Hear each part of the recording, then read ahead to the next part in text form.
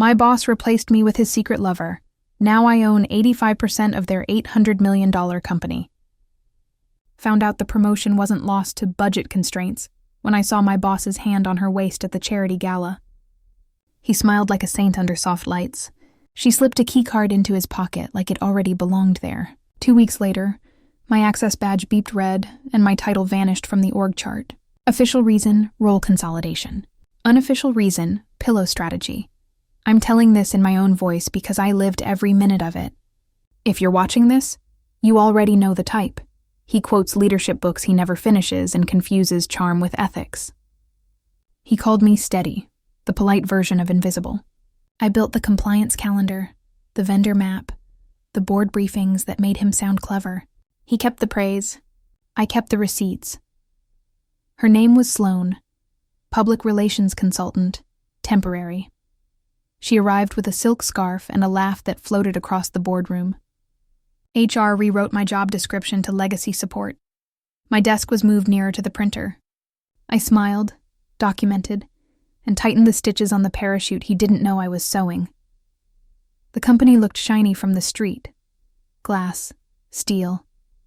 Inside, it ran on duct tape in denial, licenses stacked on my digital dashboard like ticking clocks. We handled medical devices, the sort you never touch without approvals. He loved saying we're disrupting. I loved following the law. One of us kept the doors legally open. The other bought neon sneakers to look young. The day they streamlined me, he called it a restructuring. He didn't meet my eyes. He read from a script, practiced pauses and manufactured sorrow. We're grateful for your historical contributions, he said. Historical, like a statue pigeons use. He offered 2 months' pay and a recommendation letter dripping with adjectives. I asked for a printed copy of the separation packet. Paper leaves fingerprints. Digital files pretend they don't exist. That night, I opened my kitchen window and let the autumn air cut through the noise in my head. I set tea to boil and pulled out the folder no one knew about. Contract clauses, regulatory letters, and a neat little page the lawyers had once waved off as standard. It wasn't standard. It was my seatbelt. If my employment ended, any company-paid credentials linked to my name would auto-revoke within 48 hours. Not suspended. Not paused. Gone like a light turned off at the breaker. I didn't hate Sloan. I didn't even hate him. Hate is loud and messy, and I was too tired to be noisy. I chose arithmetic. I counted renewal windows, vendor dependencies, shipment locks, the inspection lottery dates that never land where you want them. I checked the National Registry at midnight. My name glowed where it needed to glimmer. I read the clause again, lips moving like prayer, except my God was accuracy. The next morning, I dressed like an ordinary Tuesday. Navy sweater, sensible shoes, clean hair, clear mind. In the foyer, Sloan waved at me with fingers that knew they were winning. I waved back. Winners sometimes forget the rule of tall towers. Wind is real. I placed my badge on HR's desk and signed the line. The line signed back, echoed into databases my boss couldn't charm. 48 hours started then, a clock small enough to hide under a sleeve and sharp enough to cut bone. I went home and wiped my counters like rituals make the world behave. I called my mother and told her I was fine. I watered my basil and let the kettle whistle longer than it needed to. Somewhere downtown, my boss was telling someone he'd made a difficult but necessary decision. I imagine he practiced his sad face in the mirror. I do hope he perfected it. By day 2, the first email hit my personal inbox. Automated, polite, final. Your certifying authority has been relinquished. A list of alphanumeric codes followed like gravestones in a straight row. Entities dependent on these licenses will be marked non-compliant in 24 hours. I didn't screenshot it. I didn't gloat. I placed my phone face down and folded laundry so warm it felt like kindness. Sloan posted a selfie from the executive floor. First week magic. Sparkles. A plant. A corner view that used to be my counting spot. I liked the photo. Petty is easy. Precision is better. I was busy with precision. At 9:12 the following morning, a vendor pinged legal about a halted shipment. 10 minutes later, the audit portal rejected an auto-sync. The license dashboard, my dashboard, began to bloom red flags like a rash you can't hide with makeup. He probably said, "We'll just update the contact." That's not how federal systems work. It's not a coffee loyalty card. It's authority with teeth. I didn't need to see the panic to know its shape. Panic starts as posture, becomes meetings, then turns into shouting in gentle voices. Someone would remember I'd warned them that credentials aren't furniture. No sliding the nameplate to a fresher desk. Someone would scroll through the contract folder and find the clause nobody read. Someone would whisper, "Call her." I let the phone sit in a quiet room and hum to itself. Late afternoon, an old colleague sent me a single-line email from her private account. "They're calling you the skeleton key."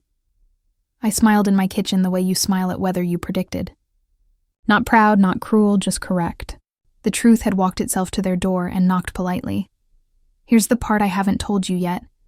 The thread I tucked into my sleeve and kept smooth.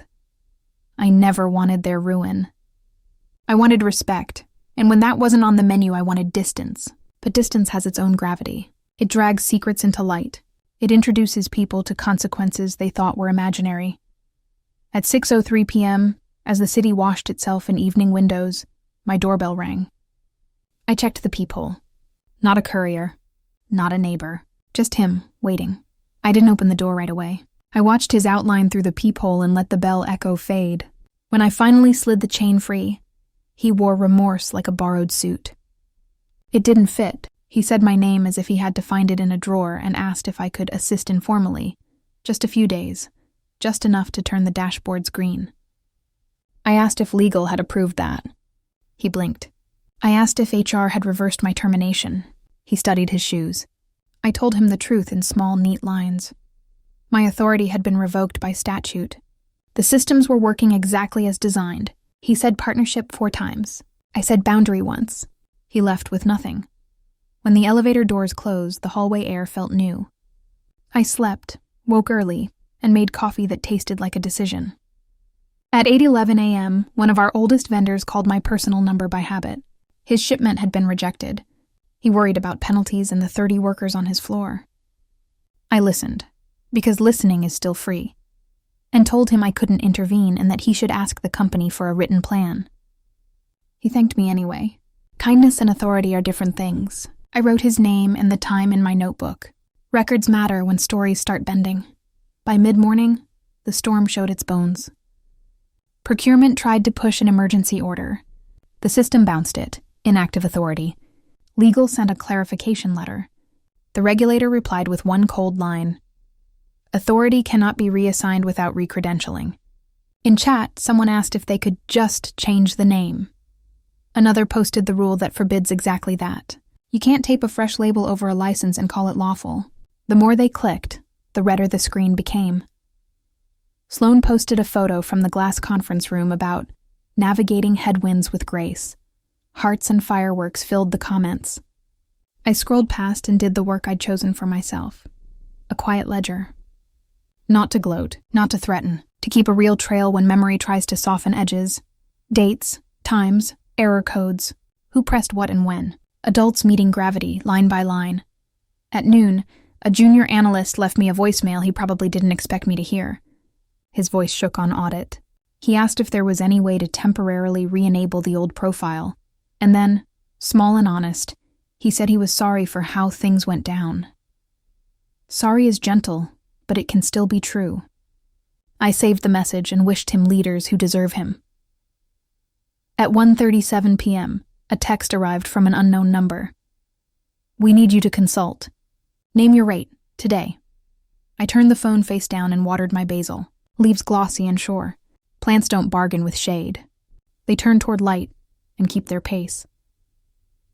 Inside that building, dashboards I built kept speaking a language some leaders never learned. Every red tile meant money paused, trust thinning, risk thickening by the hour. The maintenance schedule tied to certification dates pinged supervisors, then froze. No license, no maintenance sign-off. In regulated work, safety isn't a mood. It's proof. Without proof, nothing moves, and nothing should. My mother called to check on me. I told her I was finishing laundry and starting soup. She said she was proud I held my ground without shouting. Years have taught her that some storms outlast yelling. Before we ended the call, she reminded me to eat. I promised I would and actually did. Near 3, a senior buyer from a hospital network emailed a wide list at the company. It looked like a form note, but carried a timer. If license status isn't resolved within 24 hours, our system shifts to backup vendors. I underlined the time and drew a small box beside it. Boxes help me see the shape of a day. Somewhere downtown, someone tried to sound calm in a meeting while their throat got tight. At 4, my former boss tried a new angle. He forwarded a message where he called me a valued legacy partner, as if we were still on the same team. He added one line. If you can log in just once, we can stabilize and then address the paperwork. He wanted a one-way bridge. I replied with 6 plain sentences: the clause number, the notice date, the revocation confirmation, the statutory reference, the registry contact, and the simple statement that I had no legal access. Facts don't snarl, they stand. Evening arrived in a gray coat. City lights clicked on like careful candles. I cooked soup and listened to rain soften the glass. I thought about the women who keep companies alive under small titles, the office managers who know vendor quirks, the assistants who track which signature is due on Thursday, the quiet experts who hold maps in their heads so meetings can move. None of us are decorative. We are load-bearing. Remove the beam, and the room remembers gravity. After dinner, I walked past the bakery with the good brown bread and the pharmacy that always has a line. I didn't want revenge. I wanted better math. Respect plus process equals stability. Lies minus law equals collapse. Back home, I turned a page in my notebook and wrote a sentence I could live with. Do not return anger. Return clarity. Morning started with the clatter of distant fixes. I could feel them trying levers, shortcuts, long calls. IT attempted a backdoor with a developer key. The system flagged the attempt and added their IP to the audit log. That log doesn't laugh. It records. Compliance pinged a regional office for advice. The reply came back with a line I'd written years ago. The only remedy is recredentialing by an authorized officer. I was that officer, past tense now. By 10, the escalation reached higher floors. Finance wanted revenue projections, assuming rapid restoration. Operations asked for temporary exceptions. Legal wondered if the clause could be interpreted more flexibly. The answers were all the same, delivered by a system that doesn't care about pride. No. At 9:22, a calendar invite landed on my phone from a name I'd seen only on annual letters. The subject was concise. Board chair, private discussion. No emojis, no glitter. Just a street address I knew well. The old brick building across from the library, the one that never needs to shout to be heard. I set the phone beside my bowl, watched steam curl, and counted my breaths. I put on my navy sweater, tied my hair, and checked that my notebook was in my bag. The message ended with 4 words that straightened my spine. Please come alone. Confidential. I locked my door, stepped into cool hallway air, and went down the stairs, letting my heels mark time.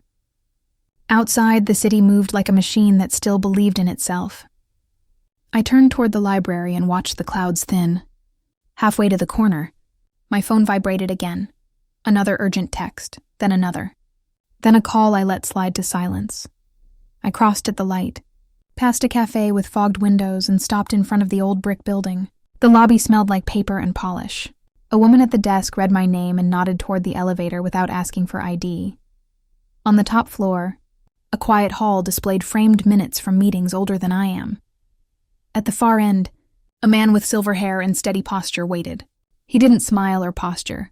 He said my name as if it mattered to get it right, then opened a glass door to a room with one long table and no decorations. Thank you for coming, he said. We have a problem I believe you can watch us solve. I sat, placed my notebook on the table, and lifted my pen as the clock on the wall moved to noon. The door behind me clicked shut. The board chair's name was Thomas Reed, the kind of man who measured words before letting them leave his mouth. His suit was older than fashion, but fit better than truth. He offered water, not coffee. Water doesn't shake hands. He started softly, saying the company was experiencing transitional turbulence. I nodded. We both knew what that meant. Panic wrapped in a press release. He spoke in long sentences that avoided blame. We understand you were integral to several operational authorizations, he said, as if integral were a diagnosis. I replied just as gently that I was no longer employed and therefore not authorized to advise. He appreciated my restraint and asked if I could explain hypothetically how long it might take to resolve their issues. I smiled without smiling. If all licenses have lapsed? I asked. He nodded. Then you're looking at a full recertification cycle. Minimum 6 weeks. Possibly longer, depending on regulator load. His pen stopped mid-word. Thomas exhaled through his nose, not his mouth, the way people do when they realize the hole they're standing in isn't shallow. We'd like to engage you as a consultant, he said. Temporarily. I didn't answer. Silence is heavier than refusal. After a moment, he added, we can be flexible on compensation. Flexible. The word hung there like a forgotten promise. I looked out the window at the city stitched in gray and said carefully, you don't need flexibility.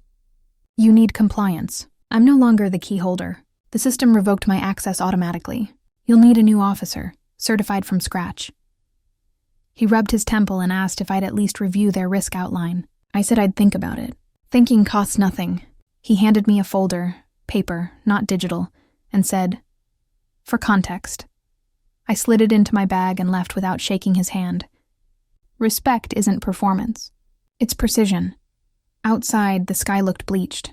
I walked toward the river unhurried. A message from an old teammate, Maria, blinked on my screen. They made it official.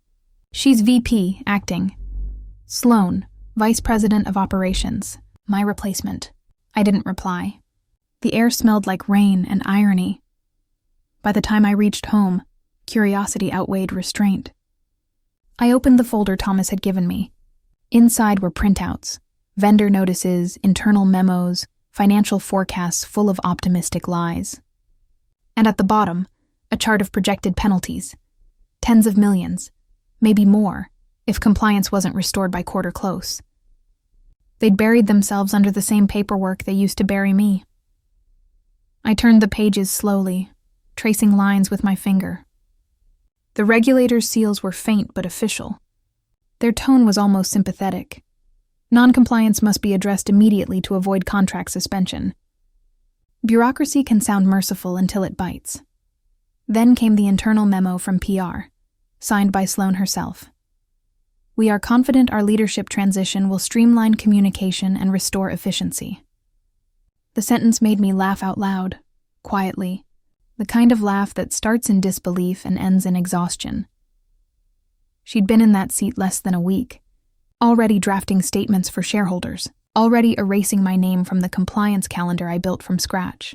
I imagined her in the boardroom, confident smile, polished tone, thinking authority was a costume. I'd worn that costume too once, until I realized authority only counts when it's earned. At 7 p.m., my inbox pinged. A single-line email from Thomas. Would you consider advising under NDA? I closed the laptop. If I said yes now, I'd be a patch. I wasn't born to patch. I was born to build, and sometimes to watch collapses teach their own lessons. Next morning, my news feed did the talking. Headlines small but spreading. Winslow Technologies faces. Regulatory delays following leadership shift. The kind of line that turns investors pale. I read it twice and then read the comments. Anonymous sources said, procedural complications. Translation, everything's on fire. Midday, another call. This one from an unfamiliar number, government area code. A polite voice asked to confirm I was no longer employed by Winslow. I said yes. The caller thanked me and mentioned, almost offhand, that the company was now in temporary non-compliant status across 3 divisions. I thanked him back. Politeness is a blade when used correctly. By afternoon, their stock ticker fluttered downward like paper ash. Sloan posted another photo, this one in the executive lounge, captioned, "Calm in the storm." The comments filled with heart emojis and words like inspiration. I almost felt sorry for her. Almost. Then came the pivot I expected. The first offer of silence. A message from legal, crisp and cautious. We'd appreciate your cooperation in a private capacity.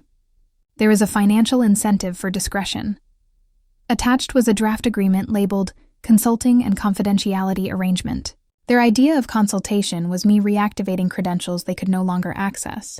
Their idea of confidentiality was paying me to keep quiet about how they'd broken their own spine. I printed it, underlined the absurdities, and filed it in a drawer. Payment without accountability is hush money, and hush money always comes with a leash. I'd spent 10 years holding a company together with code and conscience. I wouldn't rent either for a check. Instead, I began documenting the collapse from the outside. Every public filing, every delayed shipment, every regulatory update. I kept them neat, dated, factual. Evidence, not spite.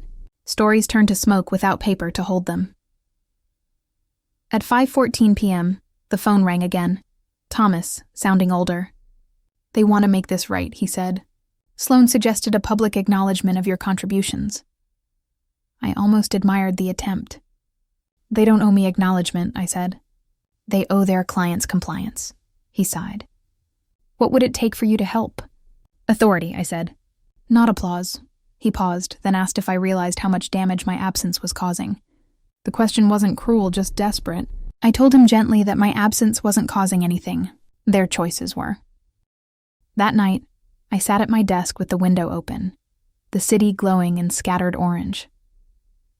I thought about all the times women like me have been replaced by something younger, smoother, easier to photograph. They call it progress. We call it predictable. But sometimes predictable has teeth. I turned on my small lamp, picked up my pen, and wrote a line across a fresh page. Power doesn't shout. It waits. The next morning, my phone buzzed with a message from a number ending in the digits of an investment bank I recognized. I almost ignored it, but curiosity can be a compass when pointed right. The message read, "Ms. Miller, one of your former company's creditors would like to discuss certain covenant breaches and potential remedies. Would you be open to a meeting?" Chuck Huwa's bank's name glimmered in the message preview like a door left ajar. Covenant breaches meant unpaid debts, frozen lines, desperate negotiations. And desperate people make generous offers. I closed the phone, exhaled, and let the corner of my mouth tilt. Not a smile, not yet. Just the awareness that gravity was shifting. I looked around my small apartment, the quiet, the plants, the faint hum of my laptop, and whispered to the air, "It's starting." Then I opened my notebook to a new page and wrote the time. Friday, 8:03 a.m. Under it, I added 2 words that steadied me. Next phase. The kettle clicked. I poured tea and stared out the window, the street below moving in slow morning rhythm. Somewhere in a corner office, they were composing new excuses. Somewhere else, a bank was calculating risk. And somewhere in the middle of both, my name still lingered on every legal form they'd forgotten to update. I took one sip, set the cup down, and felt the phone vibrate again. Same number, same calm invitation. "Tomorrow," I said to no one, "we see how much the truth is worth." I met the creditor in a cafe that smelled like burnt sugar and quiet urgency. He wasn't the slick type. No cufflinks, no cologne that tried too hard. Just a man named Raymond in a gray suit that had seen years of meetings where people tried not to sweat. He introduced himself with the calm of someone who already knew my name, and maybe a bit too much about me. "Ms. Miller," he said, settling across from me. "You understand what's happening at Winslow, yes?" I stirred my coffee once, twice, and let the silence do the talking. He opened a folder filled with color-coded graphs. "They've defaulted on 2 minor covenants. Nothing fatal yet. But the regulators' hold on those licenses means they're technically non-compliant. If that extends past the grace period, every loan we've extended becomes callable." Callable. One of those words that sounds harmless until you realize it means the wolves want their bones back. Raymond tapped a line on the chart. "You built the compliance framework, correct?" I nodded, and I'm the only one who can reauthorize it. But I don't work there anymore. "That's the problem," he said. "They're bleeding capital, the market's whispering collapse, and no one in their leadership seems to understand how close they are to insolvency." Sounds like you're in the wrong business, Lunch, I said softly. He smiled without warmth. Maybe not. You could fix this for a price. I sipped the coffee that had gone lukewarm. You think I want back in? I think, he said, leaning forward. You understand leverage. He wasn't wrong. Leverage is just truth with interest. That evening, I went home and opened the drawer where I'd kept every document since my last day. Contract copies, license confirmations, regulator letters, my personal museum of forgotten gratitude. I flipped through them until I reached the NDA proposal they'd sent. A thick paragraph about compensation in exchange for confidentiality. I crossed out every line that smelled like hush and wrote one note at the bottom in blue ink. No silence without justice. Then I scanned and archived it, time-stamped like gospel. At midnight, I drafted an email, not to them, but to myself, a log. Subject: sequence of events, post-termination activities. Inside, a list, dates, actions, contacts. I learned long ago that the one who keeps the cleanest paper trail wins the dirtiest fight. The next morning, Raymond called again. The board is divided, he said. Half think they can ride it out. The others are looking for a lifeline. If you were to propose something, say, temporary oversight, you'd have their attention. I'm not a lifeline, I replied. I'm the proof they ignored. Same difference, he said. By afternoon, headlines multiplied. Investors smelled fear. I turned off notifications and baked bread to remind myself that creation still exists in small things. Needing is honest. It shows what happens when patience meets pressure. The following week, Thomas Reed, the board chair, requested another meeting. This time in a hotel lounge, discreet, low lights, whiskey decanters that probably never met real oak. He arrived first, posture composed, eyes tired. We're prepared to offer a settlement, he began, skipping the pleasantries. Your cooperation in reestablishing compliance, plus non-disclosure regarding internal mismanagement. How much is silence worth this week? I asked. He named a number large enough to buy peace, but too small to buy self-respect. I don't sell my own erasure, I said. You don't need my silence. You need structure. He looked at me like a man trying to find the edge of a map drawn in invisible ink. Structure? You need every certification back online, every vendor restored, every regulator convinced you've learned humility. I could do that, but not as your employee, and not for cash that evaporates once the ink dries. He folded his hands, patient but cornered. What are you suggesting? I'll give you the solution, I said, but you'll sign for it. Sign for what? For transparency. I'll send you a proposal, my terms. That night, I wrote a document so simple even panic couldn't misunderstand it. 1 page, no fine print. Terms of engagement, compliance restoration oversight by independent consultant, Dana Miller. Conditions, full decision-making authority, non-interference clause, board-level reporting access, equity compensation to be determined post-stabilization. It wasn't vengeance, it was structure reimagined. If they wanted me to hold the walls, I'd own part of the building. I sent it to Thomas's private address at 2 a.m., then slept without dreaming. By sunrise, my inbox blinked with a single reply. Let's discuss immediately. We met that afternoon. The boardroom felt smaller than before, its glass walls reflecting fatigue. Sloane sat near the end, pearls tight around her neck, smile glued on like stage makeup. She didn't look at me directly. The CEO, Mark Winslow, my former boss, looked worse than tired. He looked transparent, as if sleep had been replaced by caffeine and denial. Thomas handed me a folder with the company's new forecast. I skimmed, numbers bleeding into negatives, clients suspending contracts, regulatory penalties accumulating like snowdrifts. "This is our position," he said.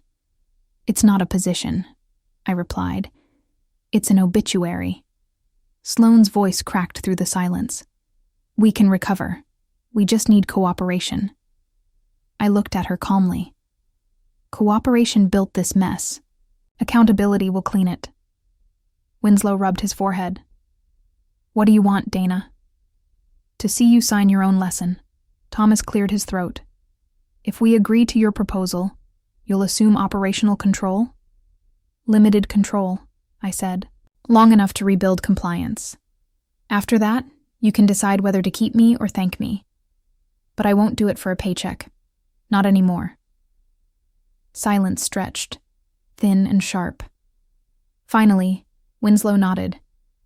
"Send the final draft." Outside, the air felt lighter.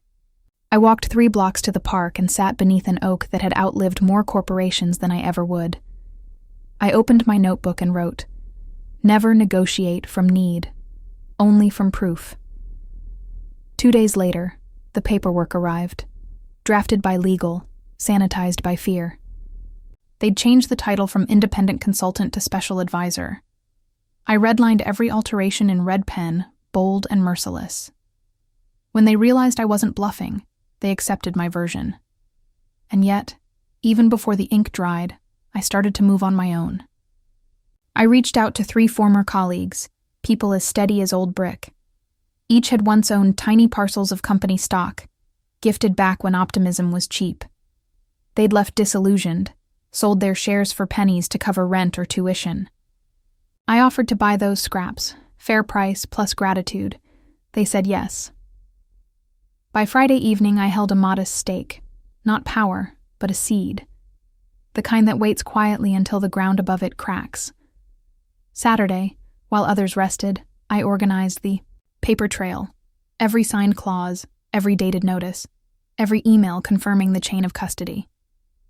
I labeled folders, numbered them, and tucked them into a fireproof box. Sunday morning, I watched the sunrise reflect off a skyline that didn't know it owed me. I made tea, added honey, and whispered the sentence that steadied me through everything. Facts don't age. Then, as if the universe wanted punctuation, my phone buzzed with a message from Raymond. "One of Winslow's primary creditors is ready to talk restructuring. They want your input." I smiled. Paper trails, when long enough, turn into roads. By evening, the invitation formalized into a meeting request. Location: downtown, 9 a.m., Monday. Agenda: debt covenant remediation discussion.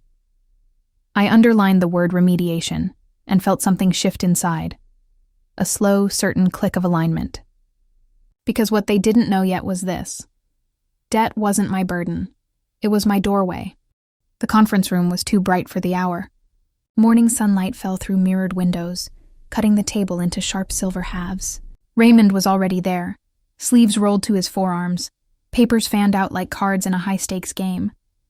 Beside him sat a woman I hadn't met. Short hair, navy suit, calm eyes. She introduced herself as Lena Hart, Senior Credit Officer. The kind of person who could calculate ruin faster than most people could count to 10. They began with courtesy, the ritual everyone performs before discussing collapse. Raymond explained that Winslow Technologies had violated 3 of their covenants. First, the liquidity ratio, then the audit verification clause, and finally the continuous compliance condition triggered by my revocation. Lena summarized it cleaner. They're 1 signature away from default. She turned her gaze toward me. You built the compliance framework. If you returned, could it be restored in time? I could, I said, if I had complete control and if no one interfered. Raymond leaned forward.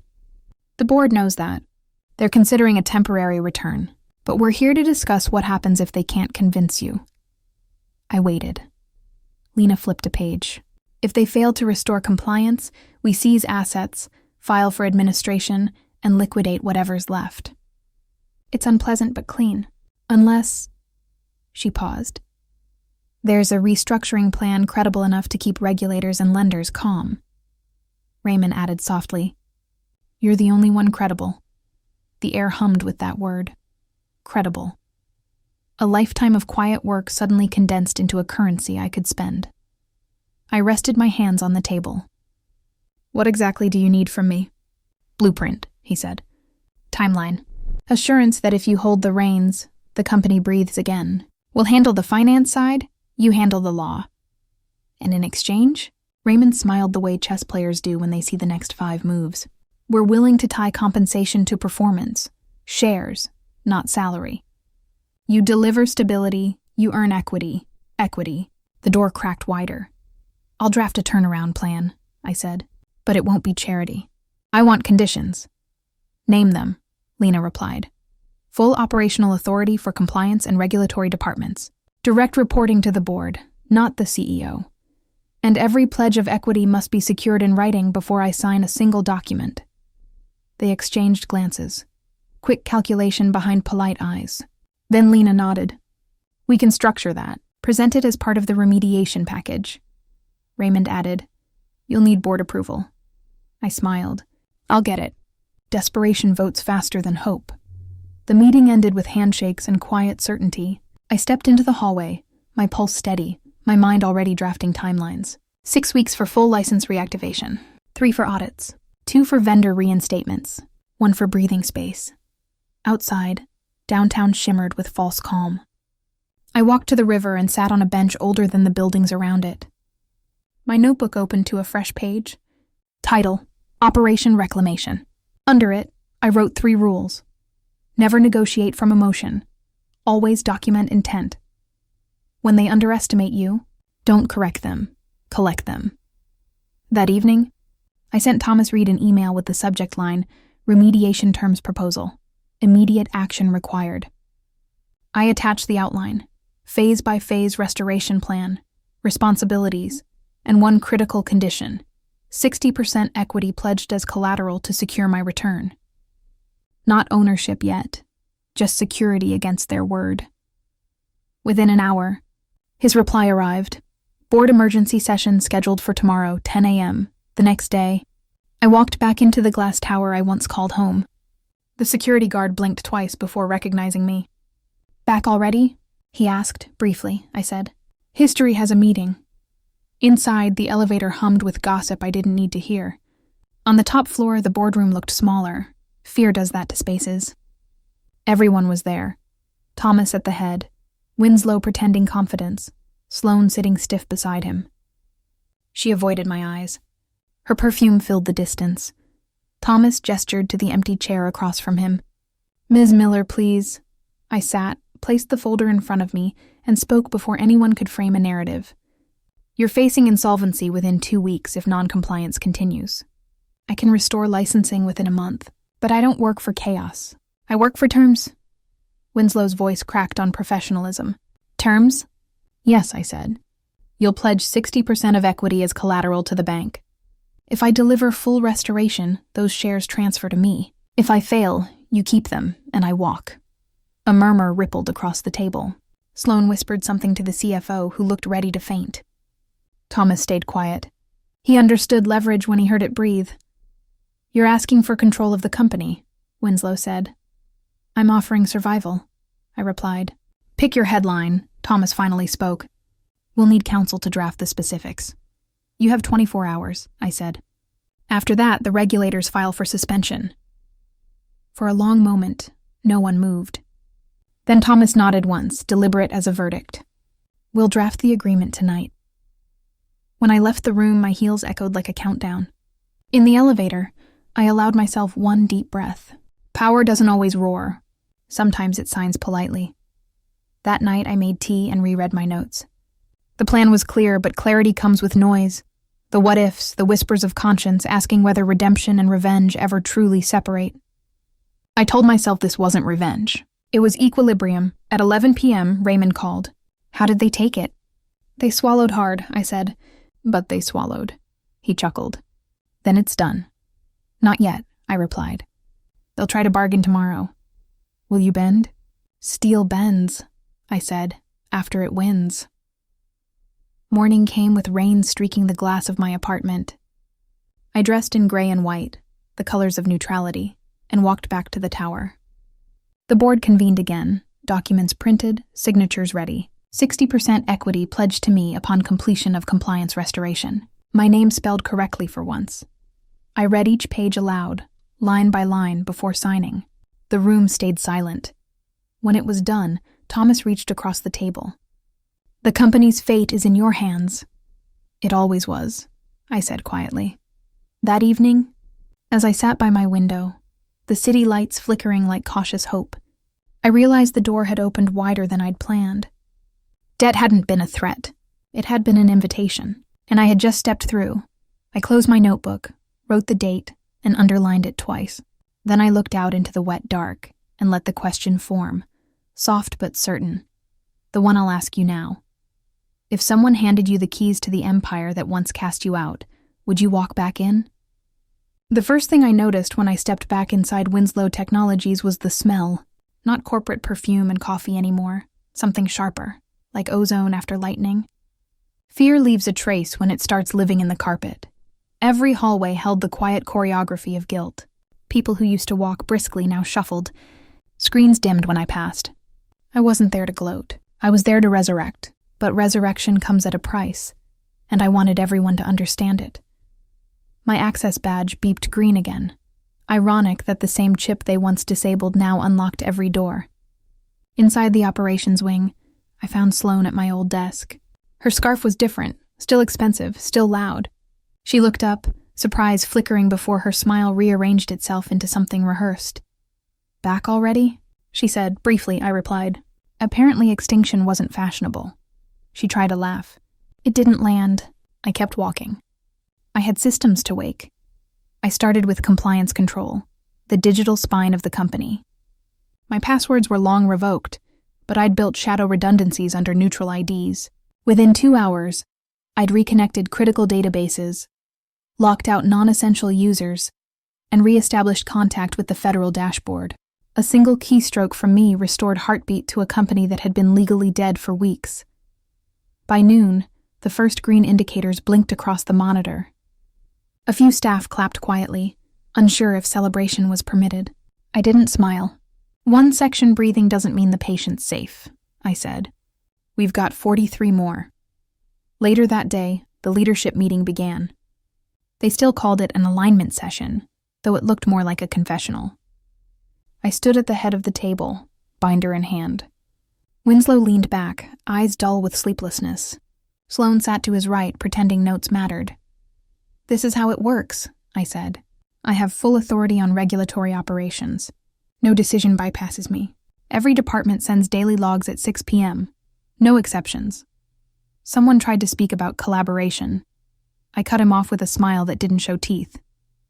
"Collaboration built this disaster. We're using accuracy now." Thomas Reed, ever the diplomat, nodded. "Understood, Ms. Miller. The board has endorsed your structure."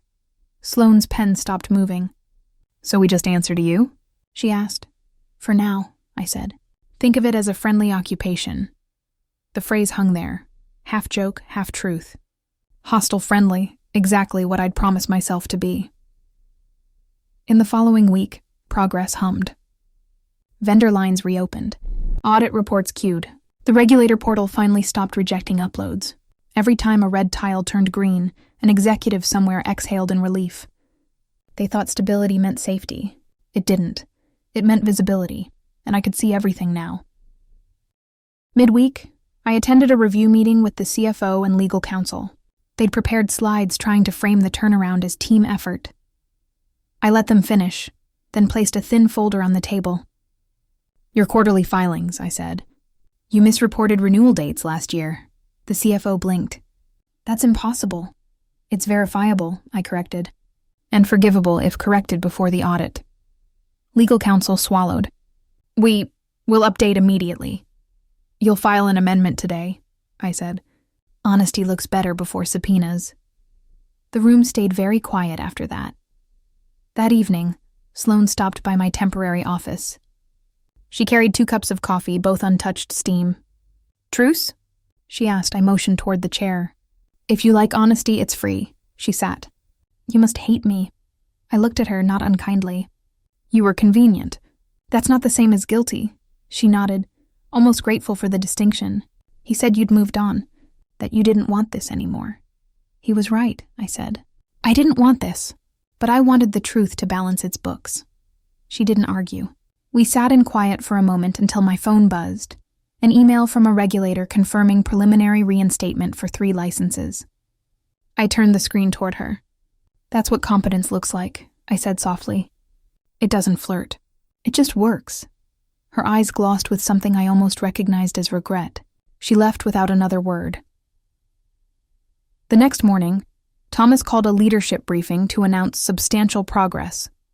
Cameras were set up for an internal broadcast. Winslow stood beside him, forced smile painted across exhaustion. I watched from the back as they praised the team's resilience and spoke of renewed culture. My name came last, like an afterthought. But everyone in the room knew who'd pulled the wires back together. After the speech, Thomas approached me privately. You've done more in 6 days than they managed in 6 months, he said. The board will vote next week to formalize your position. Formalize? I asked. Chief Operations Officer, he said. Assuming you accept. I don't, I replied. Titles slow people down. I prefer results, he chuckled. You're consistent. By afternoon, an email from a federal inspector arrived. Routine verification of reinstated credentials. Attached was a notice that all system logins were traceable, every attempted breach automatically reported. I read it twice before realizing what it implied. Someone had tried to access the credentials again. I traced the log. Unauthorized attempt from the executive network. User ID. Sloan VP. I printed the notice and walked to her office. She looked up, startled, as I placed the paper on her desk. What's this? Your mistake, I said. You tried to open a file you're legally barred from. Her face paled. I just needed to check the renewal dates. You needed to ask, I interrupted. You didn't. You lied to the system, not me. The system doesn't forgive. Tears started at the corners of her eyes, quiet, ashamed. I wasn't trying to... I know, I said softly. But intent doesn't erase evidence. I walked out before she could finish. That night, Thomas called. There's talk of an internal ethics review, he said carefully. We'll handle it discreetly. Handle it honestly, I replied. Discretion is what got you here. Friday came with headlines again. Winslow Technologies restores partial licensing authority. The market sighed in relief. Stock tickers twitched upward. Behind the numbers, though, the board was restless. Every progress report I filed made them less secure. They were realizing I wasn't rebuilding for them. I was rebuilding with terms. At 8 p.m., my phone buzzed with an anonymous message. Emergency board vote scheduled Monday. Agenda. Leadership restructure. Close the screen and let the city light flicker across my reflection. Hostile friendly, that was the deal. I'd saved their company just enough for them to remember they owed me everything. Now, they wanted to decide whether to keep the savior or remove the witness. Set down my cup and whispered to the empty room. Let's see how democracy behaves under pressure. Because Monday, they'd hold a vote, and I was done pretending I didn't know how to count.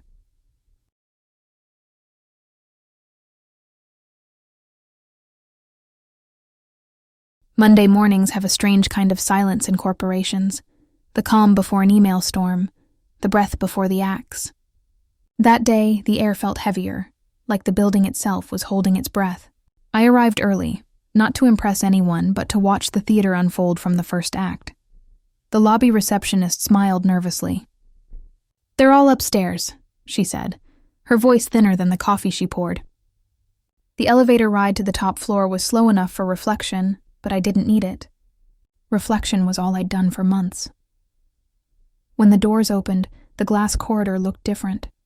Security guards at both ends, a lawyer standing outside the boardroom, pretending to check his phone. Inside, through the transparent wall, I saw faces already drawn in lines of fatigue and fear. Thomas Reed nodded at me when I entered. "Good morning, Ms. Miller," he said formally. His tone carried the weight of someone who'd rehearsed neutrality. "Morning," I replied. Across the table, Winslow sat rigid, the ghost of arrogance clinging to him like the smell of stale cologne. Sloane was beside him, makeup heavy, smile brittle, eyes haunted. She looked like someone who'd been promised safety and handed a spotlight instead. Thomas tapped the table once. "We'll begin. This meeting is to discuss leadership restructuring, capital remediation, and company valuation projections." I didn't bother sitting. I placed my binder on the table, flipped it open, and let silence settle until every eye turned toward me. "Before we discuss valuation," I said, "we should discuss validity." Winslow's jaw tightened. "Meaning?" "Meaning," I said calmly. "You've been reporting future contracts as current assets. Your auditors flagged it. Your filings show a $14 million variance. I corrected it this morning." A ripple of shock moved through the room. The CFO's pen froze mid-stroke. Thomas's gaze flickered between me and the paperwork. "You verified this?" he asked. "Yes," I said, sliding copies of amended reports across the table. "These are the real numbers. Your valuation isn't $800 million. It's closer to 572. The room exhaled all at once. Anger, disbelief, fear, all mixed. Winslow slammed his palm on the table. "You had no authority to alter financials without board approval." I looked at him with the calm of a woman who's already measured every exit. Section 4.3 of my engagement agreement, full operational authority for compliance and reporting functions. "You signed it." "Mark," he opened his mouth, then closed it. Defeated by his own pen, Thomas cleared his throat. "Let's stay focused. Ms. Miller, if we proceed with your restoration plan, can the valuation recover?" "Easily," I said. "Within 2 quarters, with honest accounting and full compliance." Which means leadership discipline, and probably leadership change. Sloane flinched slightly at the last word. I didn't look at her. Mercy has a time and place, and this wasn't it. Thomas folded his hands. "We'll now move to the vote. The proposal: retain current leadership under advisory oversight, or transition interim authority to Ms. Miller for the duration of remediation. 7 voting members, 5 in the room, 2 on video call. It was supposed to be secret, but tension doesn't keep secrets well. One by one, the votes appeared on the digital board. For transition: Reed, Carter, Gupta, and Lane. Against: Winslow and Sloane. 1 abstained, legal counsel, too smart to pick a side before knowing who'd win. Thomas pressed enter. Motion passes. Interim authority transfers to Ms. Miller effective immediately. Winslow's face turned a shade between rage and disbelief. "You're giving her control?" "She's not even part of the company," I smiled faintly. "Correction. I'm the only part still functioning." The legal counsel broke the tension by sliding a folder across the table. "We'll need signatures confirming the transition." I signed first, the stroke deliberate. Thomas followed, then the others. Winslow hesitated until Thomas said quietly, "Mark, sign the damn paper before we lose everything." He did, the pen trembling slightly. Sloane didn't look up. Her signature was small, rushed, the ink dotting like tears. When the paperwork was complete, Thomas turned to me. "It's yours now." "Not yet," I said. "First, we fix the books." I opened a new file on the screen, a clean forecast, stripped of the nonsense jargon they'd used to mask decline. The numbers were modest but real. "With compliance re-established," I said, "the valuation rises naturally. Transparency adds a premium. Pretending adds a penalty." Thomas nodded. "And the debt?" "I've negotiated a provisional standstill with Raymond's group. They'll extend our timeline if we demonstrate functional oversight." Winslow blinked. "You what?" "I met with them last week," I said evenly. "You were invited to that meeting, technically. You just didn't know it existed." His face drained of color. "Every decision I've made," I continued, "has been documented and submitted to legal. There's no back room, no secret hand. Only daylight." The room stayed still. That kind of silence means power has shifted permanently. Then Thomas spoke again, voice low but steady. "Dana, the refinancing bank will need proof you can hold the licenses solo. They'll request verification next week." "I expected that," I said. "I've already registered for recertification testing. I'll hold every authorization personally." Sloane finally raised her head. So you'll own everything. The company, the licenses, the credit. That was the plan all along, wasn't it? I turned to her, voice quiet but sharp. No, the plan was to survive with integrity. Ownership is just collateral for your dishonesty. She didn't respond. The light through the window caught her tear-streaked cheek. When the meeting adjourned, most filed out wordless. Winslow lingered, the ghost of the man who once thought he'd won. You think this is justice? He asked, bitter. No, I said. Justice is clean. This is consequence. He left without another word. Thomas approached me last, resting a hand lightly on the back of a chair. You realize, he said softly, you're about to own a very expensive problem. Ownership isn't the problem, I said. Entropy is? He smiled faintly. Then let's hope your math is better than our history. After everyone left, I stayed. The city glowed beyond the glass, reflection splitting my face between past and present. I remembered my first day here, years ago, sitting at that same table, eager to prove worth to people who never planned to see it. And now the proof was all that remained. On the table lay the signed papers. 60% equity pledged, authority transitioned, power transferred. All that was missing was one last validation. Proof to the bank that I could hold the fortress alone. I gathered the documents into a neat stack, slipped them into my bag, and whispered to the empty room, let's test faith in female competence, shall we? Because if I passed those certifications, the bank's condition would trigger, and my temporary control would become real ownership. The valuation wasn't the trap. The trap was the assumption that I'd stop once I was safe. I wasn't safe yet. I was calculating. And the next calculation would change everything. The week of the certification felt like standing at the edge of two lives. On one side, the woman they'd dismissed, erased, mocked as legacy. On the other, the woman rewriting their balance sheet, their bylaws, and her own story. Every morning began the same. Black coffee, open window, quiet breathing. My apartment became command central. Charts, timelines, checklists taped to the walls. Passing the recertification wasn't about pride. It was proof.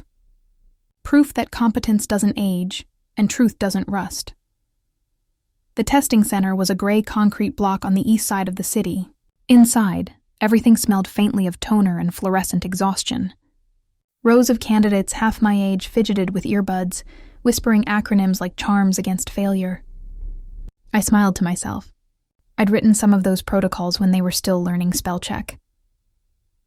When my name was called, I sat in front of the terminal, palms flat, heartbeat steady. The questions weren't surprises. They were puzzles I'd solved years ago. Systems compliance, regulatory sequencing, cross-licensing liability. My fingers moved without hesitation. For 3 hours, the world shrank to keystrokes and memory.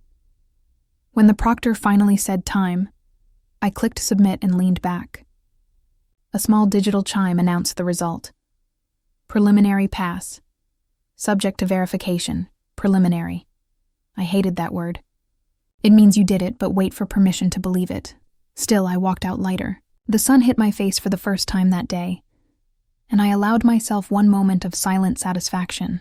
The rest would come later, when the system confirmed what I already knew. By evening, I was back in the office tower. My temporary space was now permanent by habit. Thomas met me there, holding a folder stamped with the bank's logo. They'll approve refinancing, he said. But there's a condition. You must be listed as the sole compliance authority for all divisions. And, he hesitated, they want governance reforms locked in before funds release. Reforms? I asked. They're insisting that operational equity transfer immediately once certification's confirmed. They want a steady hand at the helm. I raised an eyebrow. So they're asking for proof and payment. He nodded. In essence, I opened the folder. Inside were draft documents already naming me interim controlling shareholder, 85% equity upon license verification. My throat went dry, not from shock but from inevitability. It was happening faster than I expected. I assume Winslow and his camp haven't seen this yet, I said. Not yet, Thomas admitted. We're trying to avoid fireworks before the ink dries. He left me alone to read. Each clause was cold, precise. Upon successful completion of recertification, Dana Miller will assume full operational control and ownership stake, totaling 85%, pursuant to covenant satisfaction. 85. The number pulsed like a heartbeat at the edge of every paragraph. Ownership wasn't just symbolic, it was strategic. The bank wanted a single name they could trust, one voice they could hold accountable. They'd chosen mine. By morning, the regulator's confirmation arrived. Certification reinstated. License authority active. It was official. When I walked into the boardroom later that day, silence met me like an old friend. Winslow sat at the far end, suit immaculate, ego threadbare. Sloan wasn't there. Rumor. Said she'd taken personal leave, which in corporate language means preparing her apology letters. Thomas started the meeting with his usual diplomacy. "The bank has agreed to refinance," he said, eyes flicking toward me. "But there's a prerequisite Dana must address." I stepped forward and placed the confirmation letter on the table. "The prerequisite is already met," I said. Winslow leaned forward. "You're bluffing." I slid the document toward him. "Feel free to read it aloud. Transparency suits you." He scanned it, lips tightening. When he finished, he tossed it back. "Congratulations," he said flatly. "You just made yourself indispensable." "Not indispensable," I corrected. "Accountable." Thomas cleared his throat. "The bank's valuation update reflects Dana's restored authority. Effective immediately, Winslow Technologies is valued at $802 million, contingent upon governance reform." The CFO let out a soft, involuntary gasp. I could almost hear the gears turning in every head.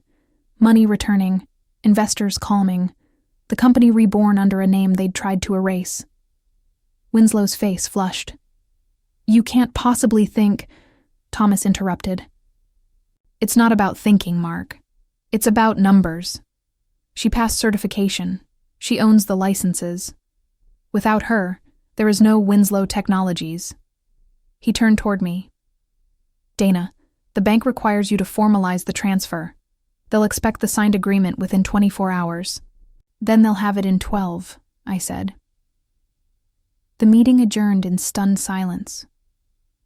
Back in my office, I opened my laptop and began the paperwork. The cursor blinked on the signature line like a dare. I hesitated, not because of fear, but because ownership felt less like victory and more like inevitability. I remembered my first week at this company years ago, how I stayed late filing audit reports while the younger staff mocked my ancient methods, how Winslow told me I was solid, not visionary, how Sloan once offered to refresh the department's image. Now, my name refreshed everything. Before signing, I took a walk through the empty halls. The walls still held fragments of voices, laughter, gossip, ambition, all the ghosts of late nights and early mornings. I touched the glass of the main conference room and whispered, "You could have kept respect cheaper." When I returned to my desk, I signed the final line. Ink smooth, pen steady. The transfer complete. My ownership formalized. 85% of an $800 million empire. Within an hour, the bank's confirmation email arrived. Funds released. Equity transferred. Thomas called to congratulate me. "You've done it," he said. "Everything's official." I looked out the window at the skyline. "Nothing's official until I decide what to do with it." He chuckled softly. "You always did have a sense for timing." "What's next?" "Stability," I said, then clarity. But deep down, I knew stability was just the prelude to confrontation. Winslow wouldn't vanish quietly. Men like him never do. They mistake survival for permission. That evening, I drafted a message to the staff. Licenses restored. Operations stable. Compliance verified. We move forward with integrity or not at all.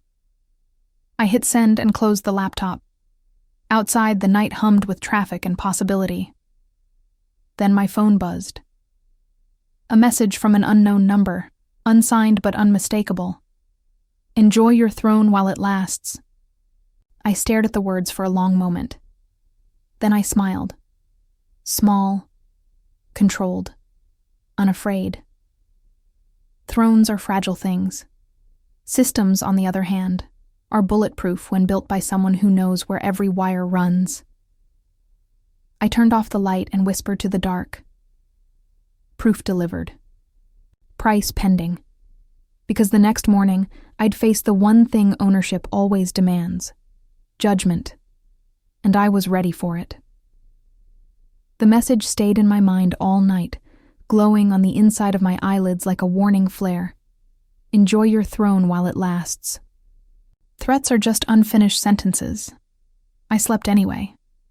When you've been through enough storms, thunder becomes background music. By morning, the headlines had already found me. Winslow Technologies rebounds after internal shakeup. The press loved a redemption story, even one built on ashes. They didn't know the ashes were still warm. When I walked into the office, the usual whispers followed. The new power dynamic had turned curiosity into currency. Some greeted me with cautious smiles, others stared at the floor. Fear changes posture. Thomas caught me near the elevator, holding 2 coffees. "We're meeting at 10, he said. Winslow called it. Claims he wants to discuss future alignment. Translation? I asked. He's preparing to beg or burn. At 10 sharp, I entered the boardroom.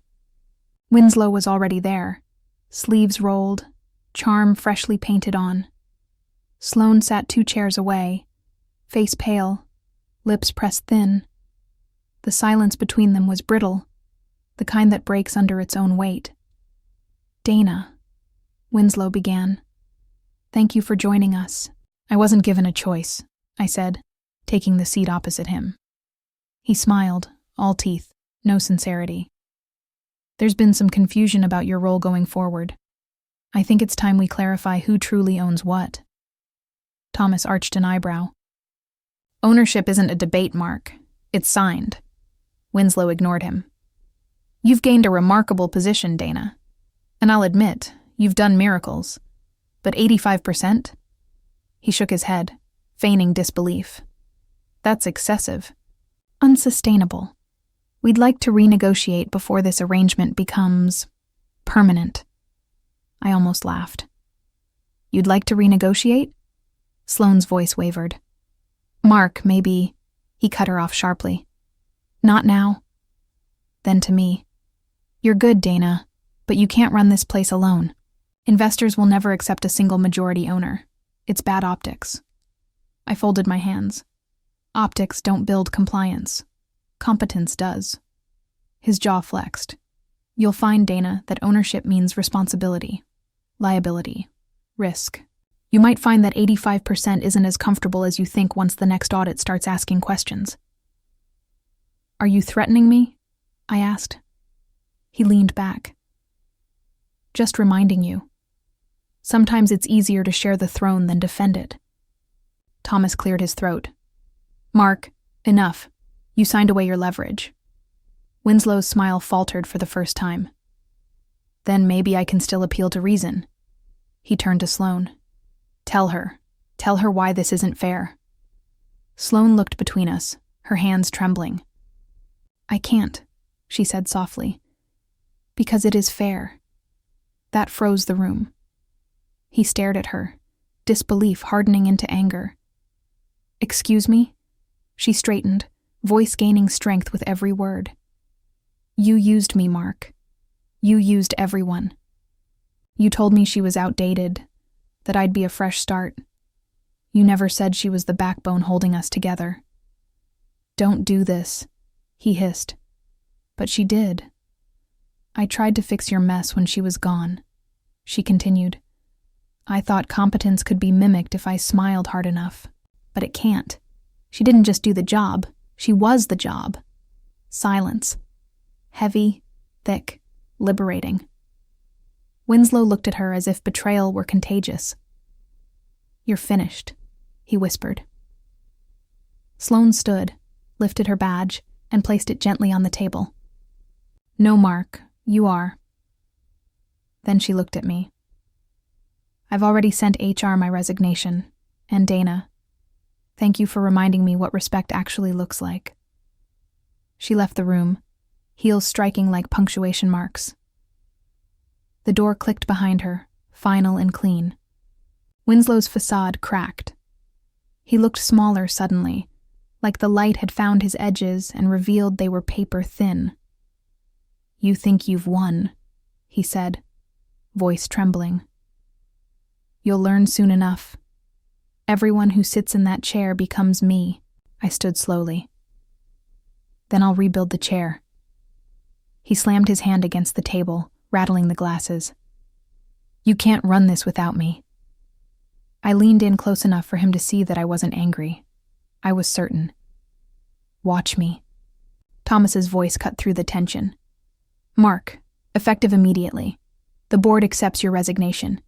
You'll receive the standard severance for terminated executives. Legal will escort you out." He blinked, mouth open, words failing him for once. The security officer waiting by the door took a small step forward. Winslow gathered his briefcase, hands shaking, pride dissolving with every breath. Before he left, he turned once more, eyes burning. "You'll regret this." "Maybe," I said. "But at least it'll be my regret." The door closed. The room felt lighter, like someone had finally opened a window after years of stale air. Thomas looked at me, a faint smile ghosting across his lips. "Congratulations, Dana. It's officially yours now." "Nothing's official until I sign," I replied. He slid the final document across the table, confirmation of ownership transfer, requiring my signature to complete the process. The ink from the pen shimmered faintly in the morning light, like a fuse waiting for flame. I didn't sign right away. Power demands patience.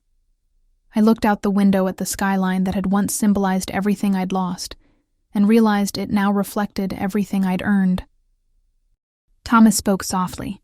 "When you do sign, the company will finally have a leader who believes in structure, not spin.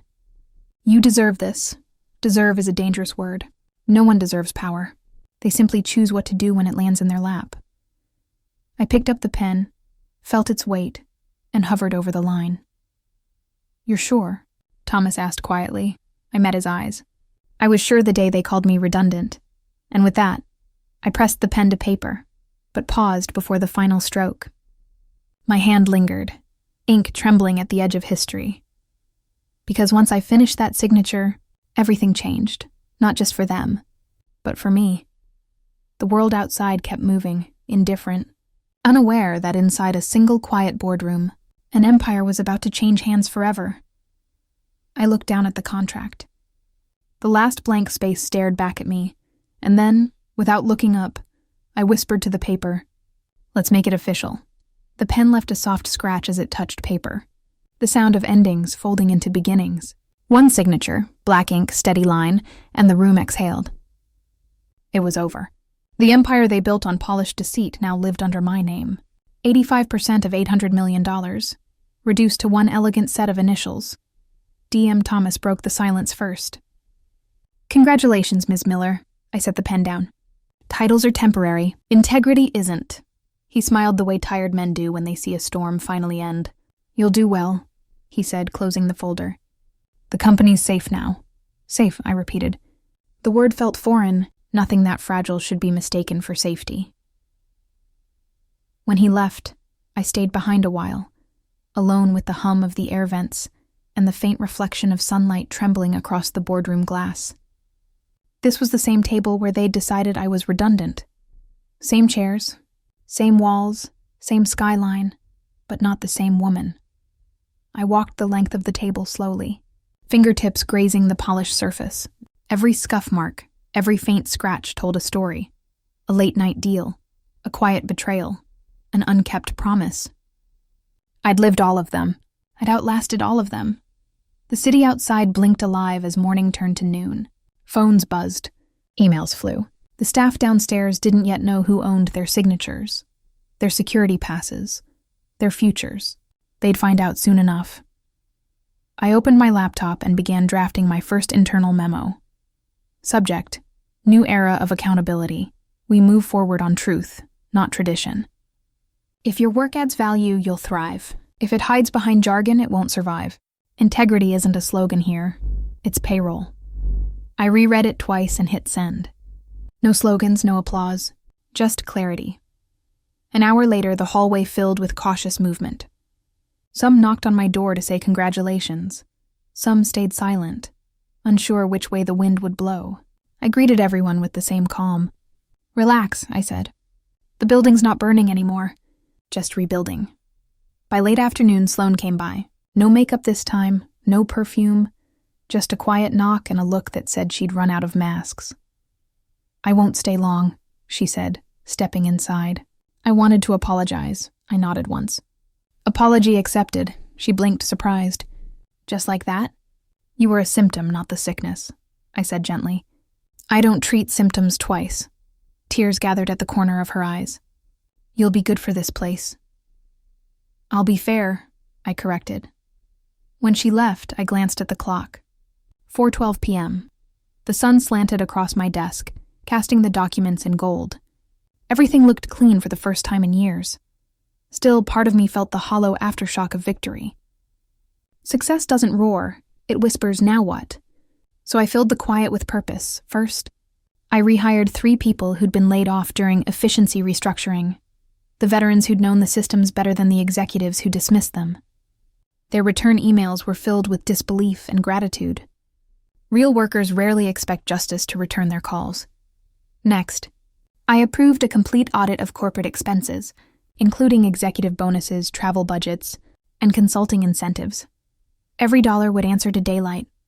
Then I called Raymond. The company's solvent, I told him. The equity's mine. You'll get your full repayment plus interest. He chuckled softly. You're the only client I've ever wanted to thank for owing us money. By evening, I sat by the window of my office, watching the city turn to amber. The skyline looked different now, less intimidating, more honest. Maybe it was me who had changed. A soft knock interrupted my thoughts. Thomas stepped in, holding 2 glasses and a bottle of bourbon old enough to vote. To new beginnings, he said, pouring carefully. I raised my glass. To clean endings. We drank in silence, the kind that doesn't demand conversation. You know, he said finally. Winslow called me from the parking garage before he left.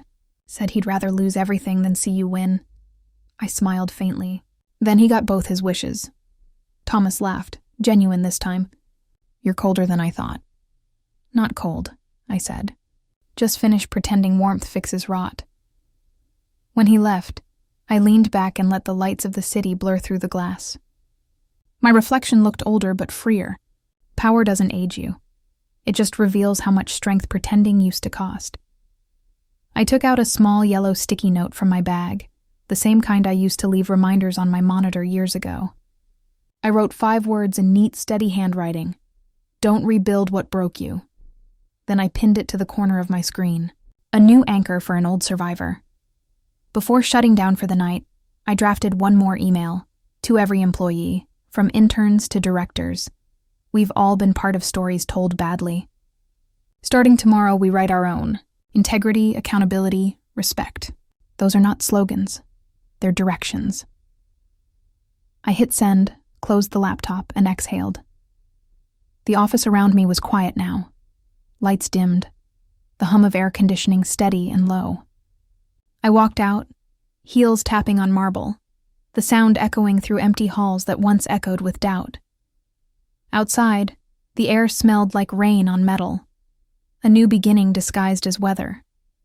I tilted my face to the sky, felt the cool droplets on my skin, and smiled. Tomorrow, the headlines would change again. They'd talk about leadership, redemption, maybe even call it a corporate fairy tale. But I knew the truth.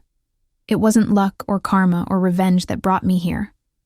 It was endurance, the kind built quietly, tested daily, and proven only when no one's watching. I took one last look at the tower before turning away. Every floor light that flickered felt like an exhale from ghosts finally freed. At home, I made tea instead of wine. Calm over chaos. I sat by my window, notebook open, pen ready. I wrote the closing line of the chapter I'd started the day they called me redundant. Respect costs nothing. Disrespect costs empires. Then underneath, I added one last question, not for me, but for everyone who would ever watch this story unfold. If you were given the chance to rebuild the place that once broke you, would you fix it or let it burn? And with that, I closed the notebook. The page felt heavy, complete,